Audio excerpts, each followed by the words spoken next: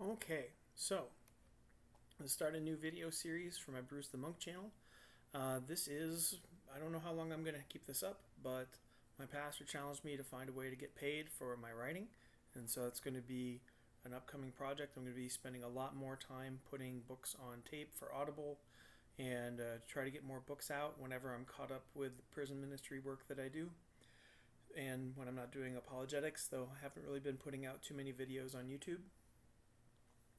So this is what's going to be a read-through edit, and I will probably keep this up until the completed deal goes on sale so that it's available in some form. And of course, if you like what you hear during this edit, I'm going to put a link available in the description below. The current plan is to do one video per chapter so that I don't have to read this all in one sitting, although, hey, it's possible I could do that. We'll see how long my voice holds out. Normally I'd be at work right now, but they're worried that I might have COVID because human resources is human resources, so got some extra time. We're going to put it to good use.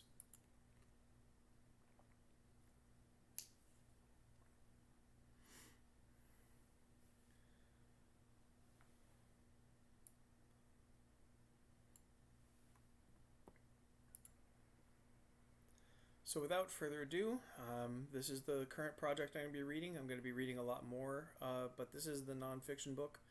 A little bit of a background. When I first wrote this, it was just over 3 years ago. My godson, who was going to turn 15, and then I had a nephew turning 15 and a nephew turning 12 at the time that I wrote this.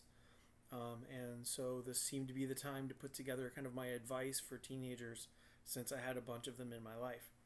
And apparently some people might want to get through it. If cool, if so cool. If not, well, thanks for hearing me out. But people will be able to pick up topic by topic, and I'll have this as a resource that I can share so I don't have to give my standard kind of lectures over and over again. We'll see how this goes. Fair warning, this is an edit, so I'm going to, when I'm doing this series, if I run into something I want to fix, something I want to reword, I'm going to pause it, I'm going to keep reading along. But if you're practicing reading or something else, you'll be able to read along right with me. I will have that display up there. So, without further ado, away we go.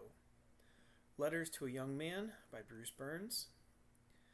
Rejoice, O young man, in your youth, and let your heart cheer you in the days of your youth. Walk in the ways of your heart and the sight of your eyes, but know that for all these things God will bring you into judgment. Ecclesiastes 11:9.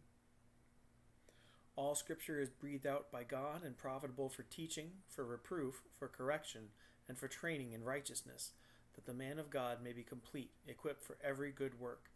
1 Timothy 3:16-17. For John Carl, Aaron, and Gabriel, I'm so excited to see you guys begin your own journeys. May God bless and keep you and guide you to be the young men I know you can be. Much copyright stuff. First produced 2020. Okay, so got this out 2 years ago. Table of contents, which I don't need to edit here. Prologue, an aside to parents, and my, isn't that an interesting typo. Yep. I'll have to fix that. By the time I hit my late 20s, I was done. 10 years of volunteer and paid youth work left me as burned out as I've ever been in my life. Sure, I loved the kids. It was a blessing to be around their enthusiasm and to watch them grow as people, but I did not have the strength to keep watching them fall. I was never great at clinical detachment. After a year or two of youth work, I could cite you the statistics. My own denomination baptizes and confirms kids around their freshman year.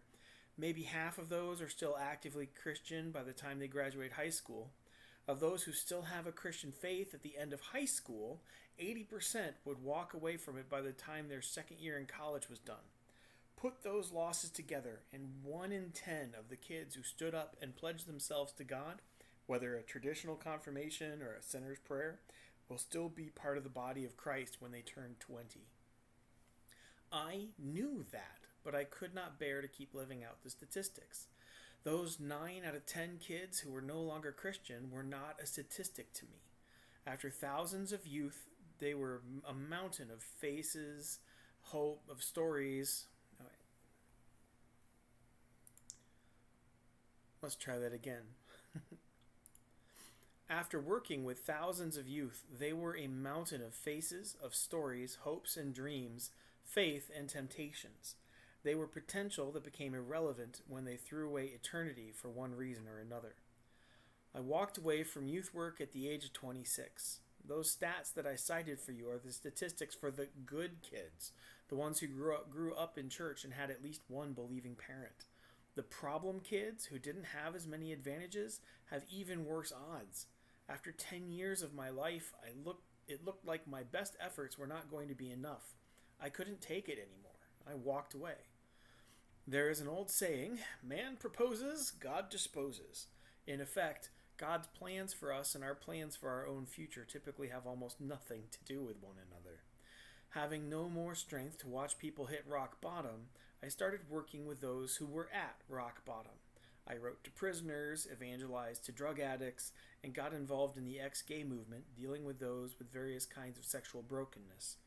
I got to know fathers separated from broken and divorced families because of one or both spouses' wounds and sins. And even then, the same themes from youth work kept cropping up. I cannot tell you how many times some sexually broken person talked about the decisions they made in junior high school and how those choices put them on the path to their current battles, often behind bars. I listened to the social and relational challenges that led guys to lives of gang involvement or drug use, and they were the same challenges and fears I dealt with before. I heard the same battles over and over again, but from an adult's retrospective instead of a child's. God slowly began to bring the topic of teaching kids back around in my life. My own nieces and nephews went through junior high and high school, and I did not get to run away from my family the way I had turned my back on youth work. As I got older, more of my friends had kids of their own, young people who I grew to know and love. Many of them stand in that battlefield that I watched destroy so many souls. I cannot turn my back on the people I love, and I cannot ignore the scars and spiritual tombstones of thousands of kids. This is my best solution. I am not writing this devotional as someone who is supremely wise or even vastly educated. Heck, I'm not a particularly nice person peddling soft and easy messages. There are organizations like Focus on the Family who do better at soft-style preaching than I ever will. I don't particularly care. I watched the spoon-fed, easy and palatable lessons fail child after child when the serious temptations and wounds of the teenage years came around. After a lot of prayer, the one thing I have to offer is to mark out those tombstones, those landmines where I watched good and beloved kids shipwreck their faith or change their lives forever. So that is what I'm writing. Every letter in this devotional represents a wrecked life, a despairing child I've had to comfort, or a tear-filled question I was asked from some young man or woman in angst. Some of these themes I heard from adults years after the damage was done. Some of them were train wrecks I watched in real life. I'm going to talk about faith, not the pretty and easy, palatable Sunday school lessons that never stopped 80% of our children from falling away from Jesus in the first 2 years of college, but the places where that mob of Christian kids went to spiritually die.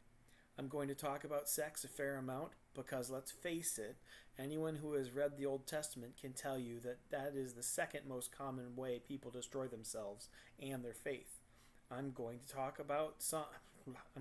some about drugs because every year since the 60s, drug use has gotten more and more popular in America. I will talk a little bit about money, but I'm not very good with finances, and there's a level of hypocrisy I'm not willing to embrace. I'm not doing this to be edgy or shocking. I don't want the attention of controversy. I'm basically writing this book for 3 young men whom I love, and I will embarrass myself and stammer my way through the best messages I have because I want them to be with me in heaven when this life is done. I can't bear the thought of 2 or 3 of them being more spiritual gravestones along the road of life. I am the furthest thing from Focus on the Family. They have to stay in business, and I don't. I can live with writing this book and selling a single copy while offending hundreds. I can't hold back from speaking honestly about the traps and pitfalls that have destroyed too many kids I knew and cared about. I'm not setting out to be controversial or shocking, but if I knew about some pitfall or struggle that really affects kids and I didn't say anything, I would betray myself and whoever read the book.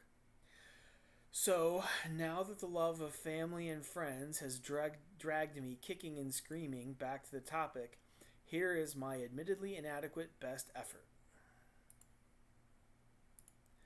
I am a sinner, just like everyone else. I am not a prophet, priest, or a king, so if you ever meet me and remark to yourself, "Who does he think he is to offer lessons about anything? I can see his sins plain as day." Of course you can. God sees them even better than you or I. Hopefully, I will be just as blatant and honest that I daily depend on God's grace and have no hope in my own righteousness or wisdom. I'm just trying to do my best for people I love. Even the worst prisoner on death row tries that. May God use my effort to some good in the lives of someone who needs to hear it, even if it is only to give someone an idea of how to speak the truth better than I have done. As long as Christ is honored, it is enough.